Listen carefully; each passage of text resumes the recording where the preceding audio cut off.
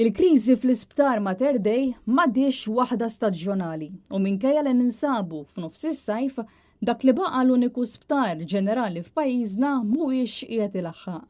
Bir-riżultat li l-pazjenti ma jistgħux jingħataw l-aħjar kura kif jixirqilhom. Il-Partit Nazzjonalista fis-stqarrija insista li minħabba n-nuqqas ta' serjetà li biha l-Gvern tratta l-qasam tas-saħħa fl-aħħar 13-il sena, kuljum il-ħaddiema fih dan l-isptar iridu jaraw huma kif se jsolvu il-problema ta' spazju. Li kieku l-Gvern Laburista kien kapaċi wettaq dak li kien wieħed 10 snin ilu b'St. Luke's, Keren Grek u l-Isptar Ġenerali ta' Għawdex kieku llum m'għandniex dawn il-problemi. Il-Partit Nazzjonalista appella lill-Gvern biex itaffi l-pressjoni minn fuq il-professjonisti tas-saħħa u jara li l-pazjent jieħu l-aħjar kura. Dan billi b'mod immedjat isolvi kemm in-nuqqas ta' spazju fil-wards għall-infezzjonijiet infettivi kif ukoll is-sitwazzjoni fis-swali tas-saħħa mentali biex il-pazjenti jingħataw kura effettiva u b'dinjità.